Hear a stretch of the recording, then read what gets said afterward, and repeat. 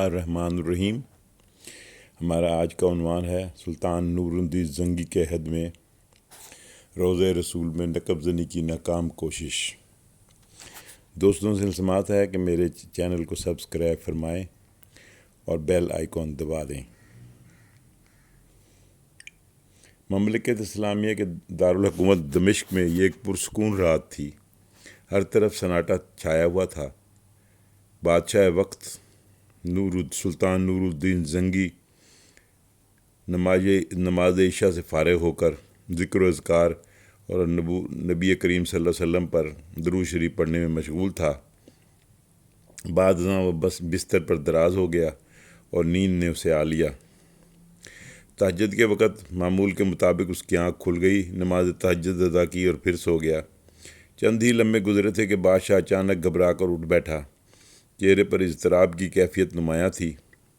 اس کی آنکھوں میں آنسو تھے اور وہ استغفار پڑھنے کے بعد کہنے لگا کہ میرے جیتی جی آپ کو کوئی ستائے یہ ہو نہیں سکتا۔ خواب کا خوفناک منظر بادشاہ کے قلب و ذہن سے محو نہیں ہو رہا تھا۔ اس نے خواب میں دیکھا تھا کہ حضرت نبی کریم صلی اللہ علیہ وسلم اس کے سامنے جلوہ افروز ہیں اور دو افراد کی طرف اشارہ فرما رہے ہیں کہ یہ دو آدمی مجھے ستا رہے ہیں، ان کے اس شر کا خاتمہ کر دو۔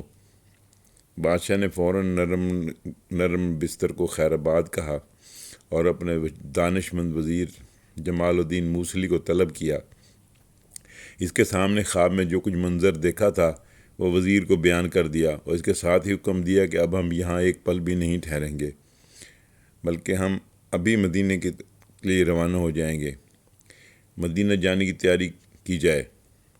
بادشاہ اپنے وزیر اور 20 آدمیوں کو ساتھ لے کر مدینہ کی طرف روانہ ہو گیا۔ بادشاہ کو کسی پل چین نہیں آ رہا تھا۔ اس کے ساتھی ہی نہیں بلکہ پورے شہر دمشق کے رہنے والے بھی حیران تھے کہ اچانک سفر کی کیا وجہ ہو سکتی ہے، تاہم کسی کو اس بات کا صحیح علم نہیں تھا۔ یہ 557 ہجری بمطابق 1162 کا زمانہ تھا۔ اس زمانے میں عمومی طور پر دمشق سے مدینے کا سفر 20 یا 25 دنوں میں طے ہوتا تھا، لیکن بادشاہ نے تمام راستے میں اپنے ساتھیوں کو کہیں آرام کرنے نہ دیا اور بادشاہ نے یہی فاصلہ 16 دنوں میں طے کر لیا۔ مدینہ منورہ میں داخل ہونے سے قبل بادشاہ نے غسل کیا۔ شہر میں داخل ہونے کے بعد شہر کے تمام دروازے بند کروا دیے گئے اور سلطان سیدھا مسجد نبوی پہنچا، ریاض الجنہ میں نفل ادا کیے اور پھر روضہ رسول پر ہدیہ درود السلام کے بعد بادشاہ شہر کے حکام سے مخاطب ہوا کہ کل شہر کے تمام باشندوں کو ہماری طرف سے دعوت عام ہے۔ مقررہ اوقات میں مدینہ شہر کے سب لوگ دعوت میں شریک ہوئے۔ بادشاہ ہر شخص کو بڑے غور سے دیکھتا رہا، لیکن وہ دو اشخاص نظر نہ آئے جن کو طرف خواب میں حضور صلی اللہ علیہ وسلم نے اشارہ کیا تھا۔ بادشاہ کو کسی پل چین نہیں آ رہا تھا۔ بادشاہ نے حکام شہر سے استفسار کیا کہ کیا سب لوگ اس دعوت میں آ گئے ہیں؟ حاکم شہر نے واضح کیا کہ صرف 2 اشخاص جو مغربی زائرین ہیں، وہ ایک عرصے سے یہاں رہائش پذیر ہیں۔ وہ دن کو روزہ رکھتے ہیں اور باقی سارا دن جنت البقیع میں زائرین کو پانی پلاتے ہیں۔ ان کی لمبی لمبی داڑھیاں ہیں۔ بس یہی 2 اشخاص ہیں جو دعوت میں نہیں آئے۔ بادشاہ کے دل کی دھڑکن تیز ہو گئی اور بادشاہ نے حکم دیا کہ ان کو ہمارے سامنے فوراً پیش کیا جائے۔ جب ان افراد کو بادشاہ کے سامنے لایا گیا تو ان شیطان خصلت انسانوں کو دیکھتے ہی بادشاہ کے دل نے گواہی دی کہ یہ تو وہی 2 خبیث آدمی ہیں جن کے متعلق نبی اکرم صلی اللہ علیہ وسلم نے خواب میں اشارہ فرمایا تھا۔ بادشاہ نے دونوں افراد سے پوچھا تم کہاں کے رہنے والے ہو؟ انہوں نے جواب دیا ہم مغرب سے آئے ہیں، مکہ میں حج کے لیے حاضر ہوئے تھے، حج کے بعد روضہ رسول پر حاضری دی اور اب یہاں سے واپس جانے کو دل نہیں چاہ رہا۔ بادشاہ نے پھر پوچھا تمہارا قیام کہاں ہے؟ انہوں نے جواب دیا حجرہ نبوی کے قریب ہی ایک کرائے کے مکان میں رہ رہے ہیں۔ فرمانروائے سلطنت نے دونوں اشخاص کو اپنے ماتحتوں کے پاس چھوڑا اور ان کے بتائے ہوئے پتے پر اس مکان میں چلا گیا۔ دیکھنے میں بظاہر کوئی ایسی چیز نہیں تھی جس پر کوئی اعتراض کیا جا سکے۔ مختصر سا مسافرانہ سامان، سونے کے لیے ایک چٹائی اور 2-4 کھانے پینے کے برتن پڑے ہوئے تھے۔ بادشاہ شش و پنج میں مبتلا ہو گیا۔ چلتے پھرتے ایک جگہ اس نے چٹائی کے نیچے فرش کچھ لرزتا ہوا محسوس کیا۔ چٹائی ہٹائی تو نیچے ایک چوڑی سل نظر آئی۔ بادشاہ کی ہدایت پر جب سل کو سرکایا گیا تو بادشاہ کی آنکھیں کھلی کی کھلی رہ گئیں۔ کیا دیکھتے ہیں کہ سل کے نیچے ایک سرنگ کھدی ہوئی ہے۔ یہ سرنگ حضرت نبی اکرم صلی اللہ علیہ وسلم کے روضہ اطہر کی طرف جا رہی تھی۔ حکمران کا چہرہ غصے سے تمتما اٹھا۔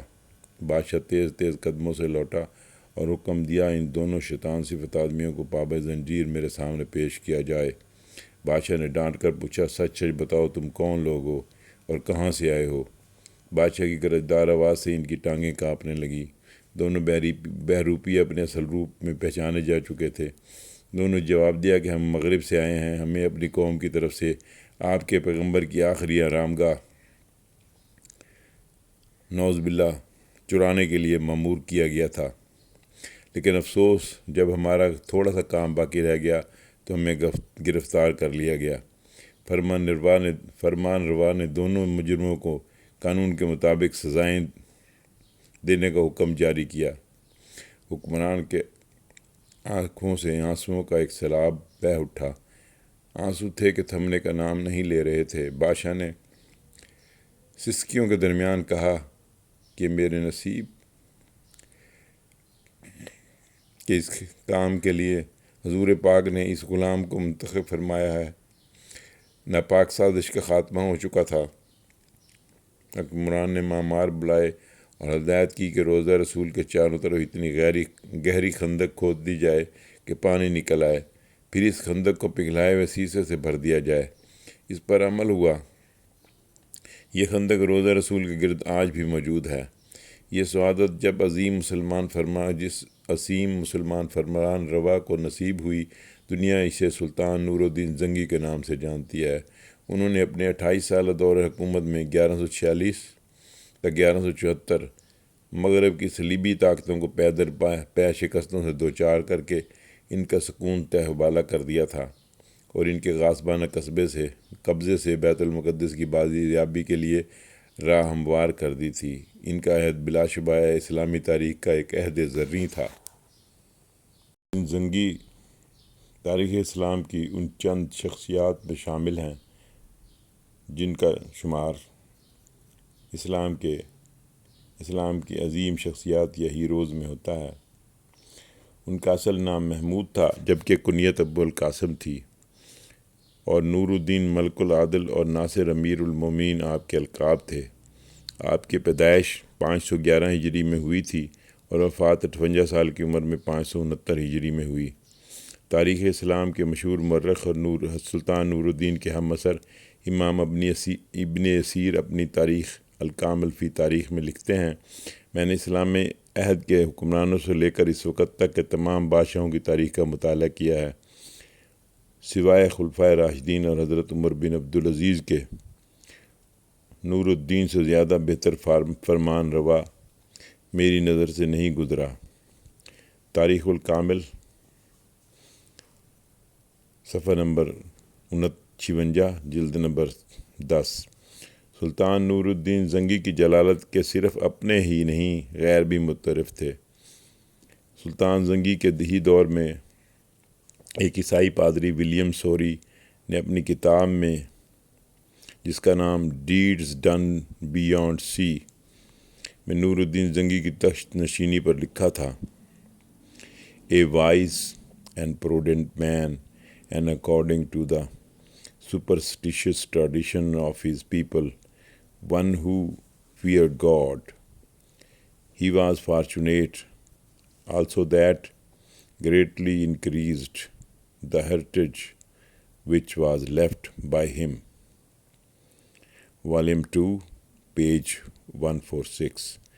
یہ بات ذہن نشین رہے کہ نور الدین زنگی کے بارے میں یہ الفاظ ایک عیسائی راہب کے ہیں جو نور الدین زنگی پر بہت ناراض تھا اور نالاں تھا۔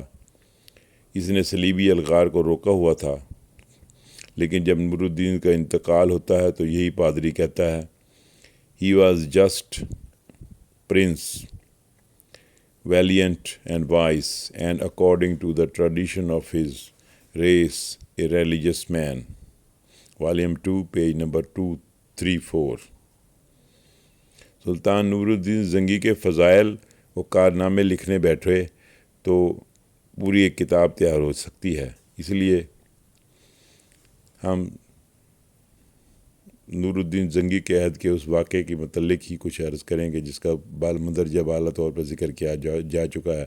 یہ واقعہ روضہ رسول کی حفاظت کا ہے، اور یہ نہیں کہ یہ کوئی نامعلوم واقعہ ہے، ہر شخص اس سے واقف ہے۔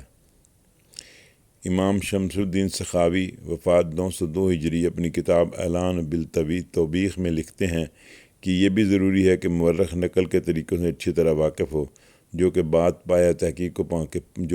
کو پایا تحقیق تک پہنچا سکیں اور اس پر یقین کیا جا سکے۔ اس روایت کی کوئی قابل اعتماد سند نہ ہو تو اس کا نقل کرنا جائز نہیں۔ امام سخاوی کے اس بیان سے یہ واضح